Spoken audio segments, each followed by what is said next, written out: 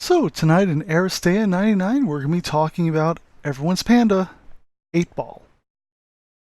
So let's hit the stats real quick. 8 Ball is initiative 4, he's a little slow, movement 4, a little bit below average, not bad, 5 energy, perfectly normal, 5 health, above average, we do like this. His defense is a green and a blue, so he's got great defense. His brawl roll, basically him stopping somebody, is 2 blues. This is actually very, very strong, and also gives you a good chance for your switch, I would say as well. And on top of that, his disengage roll is 2 oranges. That is fantastic.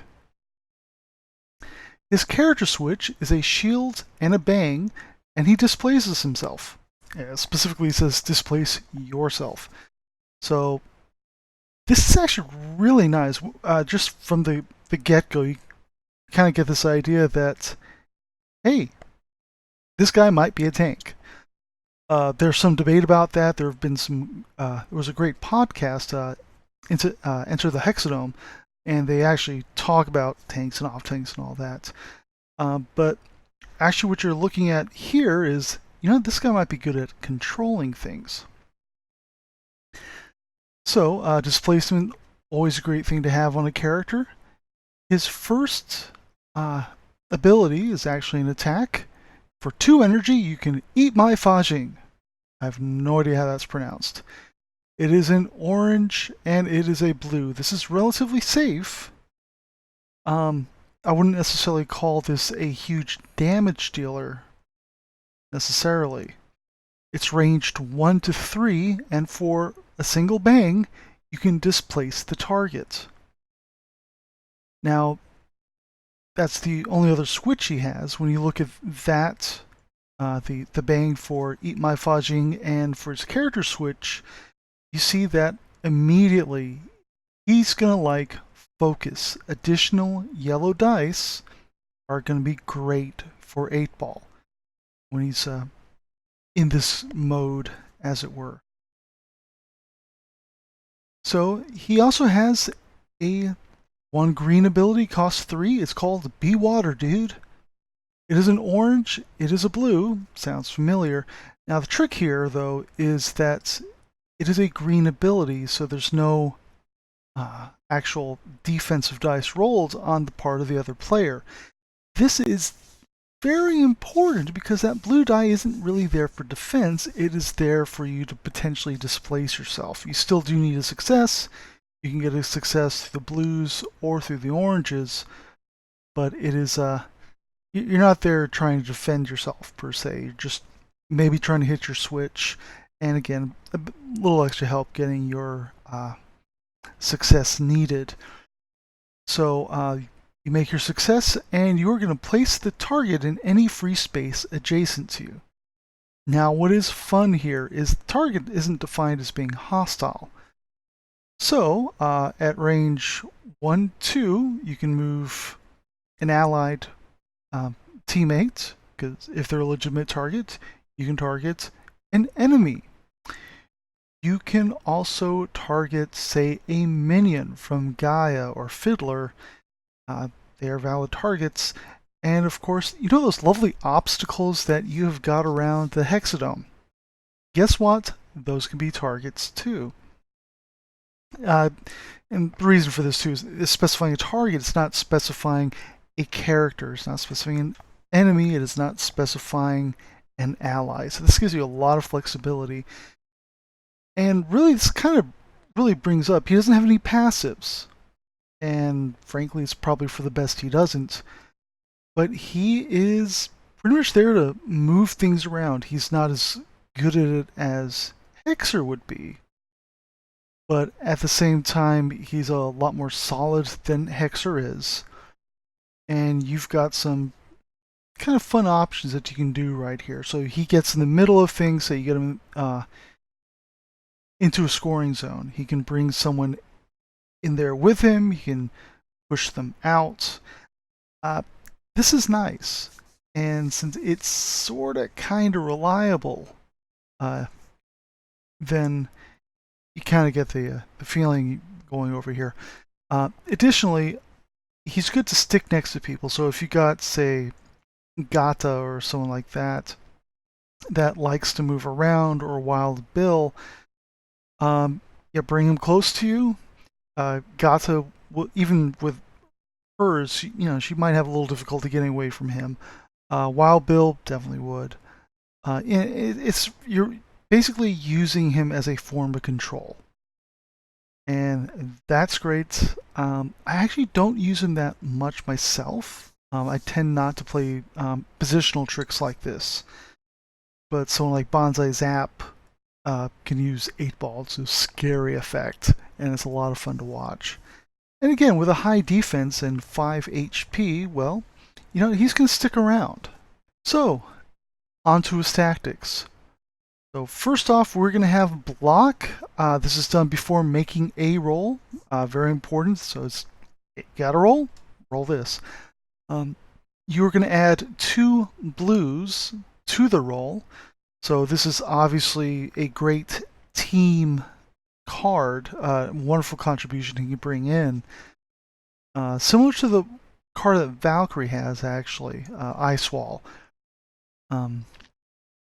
So obviously you can use this anytime you would want to use a blue, add a blue die, so it is a step better than dodge. And in this case, like for instance, with 8-ball, he would actually hit the 3 die max on blues for that. So that is a very powerful card, great for pretty much every character. I like it a lot. Next up is Barrel Through. Immediately after a target's displacement, displace the target. So with this one, if you need to get someone out a little further out, whether it's 8-ball, because I think he can be his own target, or if he displaces someone or brings someone around, this is again more movement shenanigans, but it's not restricted to 8-ball. So for instance, if you wanted to use this with Maximus, if you wanted to use this with Hexer, this would be a great thing to do. Even with someone with, like say, Hammerhead or Valkyrie, because when they do their attacks, they can displace a target. And that's kind of important to consider depending on the scenario. Certainly if you're doing something similar to, say, King of the Hill, or just any of the scoring scenarios, really, this is a big help. More so than not, depending on the scoring scheme. Blitz, for instance, I don't know if it would necessarily be as useful. After that, we've got Badass Boom. Now, this is during 8-ball's activation. So this is one he keeps to himself. Swap your position with a target within range 1 to 2.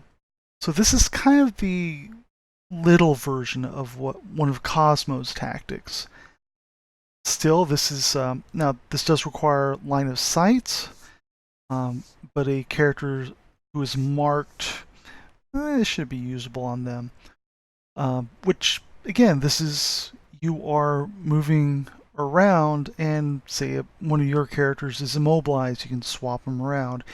Someone in the scoring zone you don't want there, swap them around.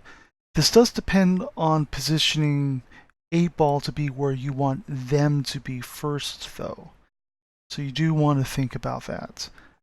I think this would be, again, this is probably a very good scenario card. But you do need to think about when you're planning to use it. If you want to use this to basically set yourself up to attack someone or take the hit for someone else, this is pretty good. If you got, it's going to be more situational, but I think it would have a very good payoff, assuming you get the chance to use it. The next card is Dance for Me, and this is another 8-ball only card. Swap the position of 2 targets within range 1 to 2. Similar to Be Water Dude, but not quite. So really, I think this one is fairly self-explanatory in that, yeah, no, um, if you want to get more movement shenanigans done, if you want to get your guy out, or if you need to swap two of your characters because they're just in a bad position, there's really any number of things. Now, this is range 1 to 2, so 8 Ball cannot target himself with this. And they do need to have line of sight, again, unless they're marked or something similar to that. Smoke would disrupt this. Dazzle would as well, I would say, too. So, but again, what you're looking for is adjusting positions of characters. If you want to, if you're the type of player that you find position to be very important and setting up, this would be a very good card. So you just look at everything that 8 Ball has. He is basically there to mess with positioning. He does it in melee, unlike Hexer, but he's got the defenses to back it up. Moreover, I think he brings a lot to a team, especially in scenario play, where you're going for, assaults would be one that would be great. King of the Hill would be great. Blitz, I'm not sure about that. And you can go down the list and you can look at the scenario objectives and think, how important is positioning going to be for me? So earlier on I mentioned, he can switch all these positions around if including the minions for Fiddler and Gaia. Honestly, that makes him a very interesting pick because he could be there to help or hinder them just depending on which team he's on. Likewise, when you're dealing with ranged characters, 8 Ball gets over there and you can put them maybe in a less than ideal position, or you can actually move them to somewhere you would prefer them to be for their next turn. So he gives you a little fudge room for setting up, provided you set him up properly yourself. He's a great character. Don't think of him as being offensive necessarily. His attack is not bad. It's a little safe, but it's not great either. To be perfectly honest, it almost feels like a waste to be using him for attacks. When you consider that Eat My Fa Jing, which it can displace, don't get me wrong, that's not bad, but you're really going, I would say you'd probably really would want to hope more for the switch than the damage itself. Now, if you want to add in a character that can add a focus to help make sure you get the switch, and you can save the other results for other things, great. If you wanted to, say, add a character like Hannibal, who, while program strategy, which is you can activate anything 2 or less, isn't necessarily going to be great for him. It's not bad. The additional orange die would really help him out. Likewise, for really both of his abilities, if you hit him with stun, negating his success, well, that's going to have a little more weight, I think. Simply because, you do have the orange, you do have the blue, you do need the success for to actually activate Be Water Dude. So it's not as bad as some of the other characters, but it's still going to be a hindrance for him. No, I think 8 Ball's great. So like, comment, subscribe, check out our videos below, and talk to you later.